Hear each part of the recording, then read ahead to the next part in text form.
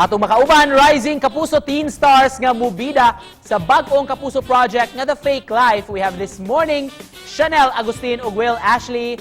Maayong buntag ug maupay na aga, Will and Chanel. It's nice to have you both back diri sa GMA Regional TV Live. Pakibati ating lahat ng mga kapuso sa Central at Eastern Visayas. Hello po sa mga nanonood from Central and Eastern Visayas. Hello po, magandang araw po sa inyo lahat. And thank you po sa GMA Regional TV Live for inviting us. Yes, hello po sa mga kapuso natin dyan na nanonood. Magandang umaga po sa inyong lahat.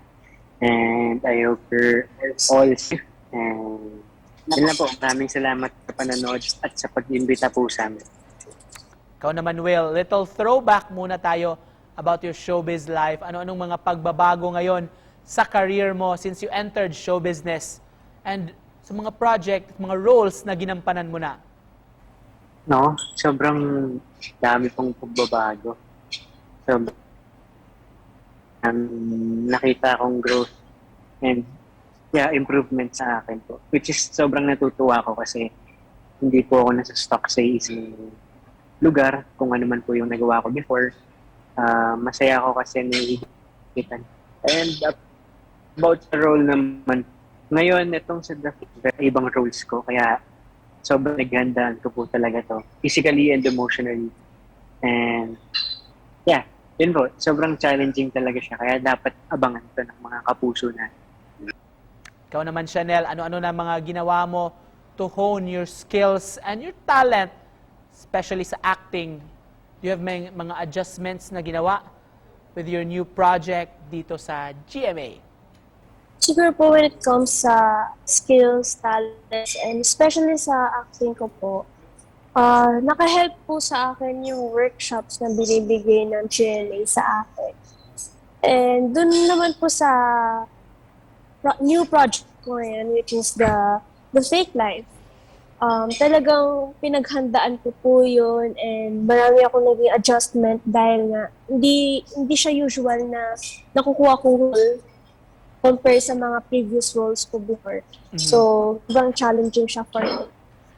We're excited with your new project sa GMA, ang The Fake Life.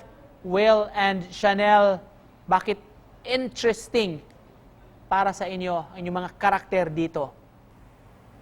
Interesting po siya sa way na sabi ko yun, very challenging siya and sobrang bago siya sa akin.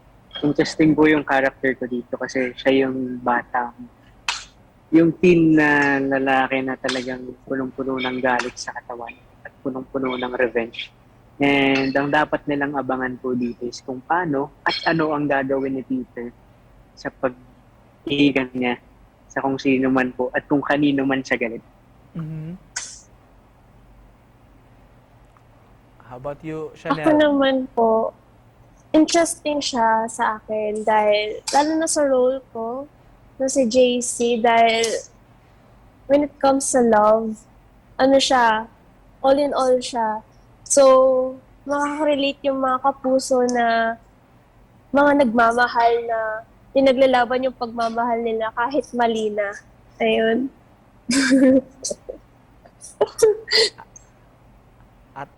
And please invite our viewers sa Central at sa Eastern Visayas, abangan ang The Fake Life.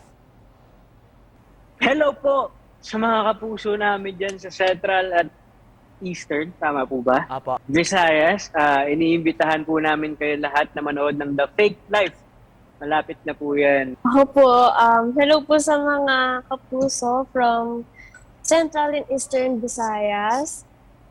Thank you so much po sa support and please abangan niyo po kami sa The Fake Life this June po sa GMA Afternoon Prime and for sure magugustuhan niyo po yung storya nito dahil madaming makaka-relate. And just to close this, Will and Chanel, anong mensahe nyo sa ating mga kapuso dito sa Central at Eastern Visayas? And please promote your social media accounts. Todo suporta sa akin at sa walang sawang pagmamahal. At sana makita ko na kayo lahat soon and makapag-bonding tayo, syempre. Sa mga supporters ko po, lalo sa mga shines ko, thank you so much sa suporta nyo. And sana hindi kayo nagsawang supportahan ako. And ayun, mag-ingat kayo palagi. And please don't forget to follow me on my social media accounts. Sa Instagram, Facebook, Twitter, and TikTok at Chanel Agustin. Thank you so much po. Ako din po, Will Ashley 17 and Will Ashley 05 po sa aking social media. Thank you po. Thank you so much for joining us this morning. Mga kapuso, Will, Ashley, ug Chanel Agustin.